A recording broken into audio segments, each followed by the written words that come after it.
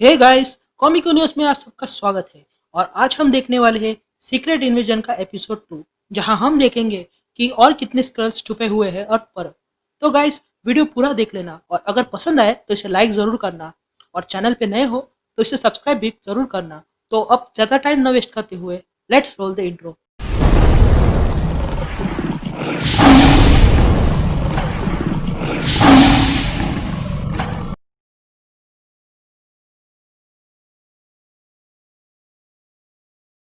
तो अब तक आपने देखा कि स्क्रल शिप सैवेज लैंड पर आ चुकी थी और वहां आयरन मैन के माइटी एवेंजर्स और ल्यूक केज के सीक्रेट एवेंजर्स आ पहुंची थी। तब ल्यूक केज ने शिप का डोर खोला तो उसमें से बहुत सारे हीरोज बाहर आए, जैसे कि कैप्टन अमेरिका, स्पाइडरमैन, हॉकाय और भी कई सारे हीरोज, जो ये दावा कर रहे थे कि स्क्रल्स ने उन्हें बहुत वक्त से कैद किया था और अब वे लोग आजाद है।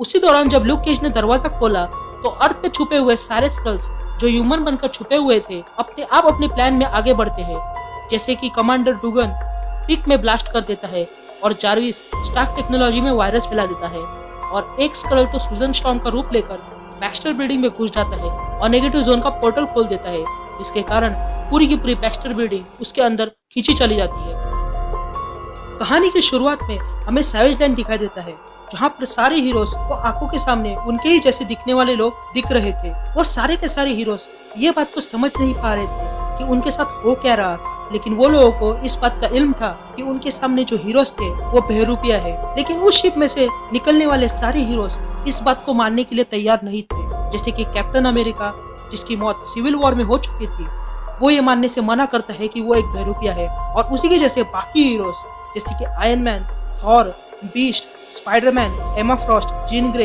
ये दावा करने लगते हैं कि वो एक असली सुपर हीरो है। और तभी उन दोनों के बीच लड़ाई शुरू हो जाती है। वो सारे के सारे सुपर हीरोज अपने हमशक्ल पर अटैक करते हैं और उनसे सच्चाई उगलवाने लगते हैं। लेकिन तभी मिस मार्वेल मौके का फायदा उठाती है और आयरन मैन को वहां से दूर ले जाती है। वो वहां से उसे दूर ले जाकर कहीं और रखती है। तभी टोनी स्टार्क उसे कहता है कि मिस मार्वेल को दोबारा से फाइट में जाकर हीरोज की मदद करनी होगी। तभी मिस मार्वेल टोनी से पूछती है कि वो क्या करेगा, जिस पर टोनी स्टार्क कहता है कि यहाँ पर एक लैब हुआ करती थी और वो अब उसी लैब में से पार्ट चुनकर अपने लिए सूट बनाएगा। तभी मिस मार्वेल वहाँ से चली जाती है। इधर सैवेज लैंड में एरिस कैप्टन अमेरिका के साथ लड़ रहा था, तो स्पाइडरमैन के साथ ही और ब्लैक विडो बीस्ट के साथ लड़ रही थी। तो वही सेंट्री विजन के साथ लड़ने लगता है और विजन को उठाकर अपने साथ ऊपर ले जाता है। तभी विजन सेंट्री से कहता है कि ये सब सेंट्री के कारण ही हो रहा है।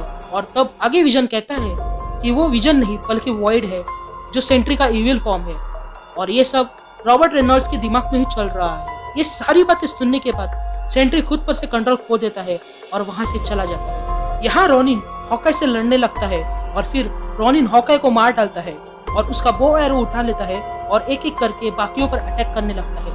लेकिन तभी उनके सामने कैप्टन अमेरिका आ जाता है और वो रोनिन पर अटैक करने वाला ही था कि तभी बीच में एक डायनासोर आ जाता है और उन पर अटैक करता है। फिर सीन शिफ्ट होती है और हमें बैक्स्टर बिल्डिंग दिखाई देती है, जहाँ पर अब नेगेटिव जोन का पोर्टल बढ़ चुका था और वो धीरे धीरे पूरे मैनहट्टन को अपने अंदर ले रहा था। तभी वहाँ पर खड़े सारे लोगों को एक एलियन शिप दिखाई देती है और उसमें से कुछ स्क्रल्स बाहर आते हैं और लोगों पर अटैक करते हैं। लेकिन ये स्क्रल्स बाकी स्क्रल्स से अलग थे, क्योंकि इनके पास सुपर हीरोज की पावर थी, इसलिए वो बन चुके थे सुपर स्क्रल्स।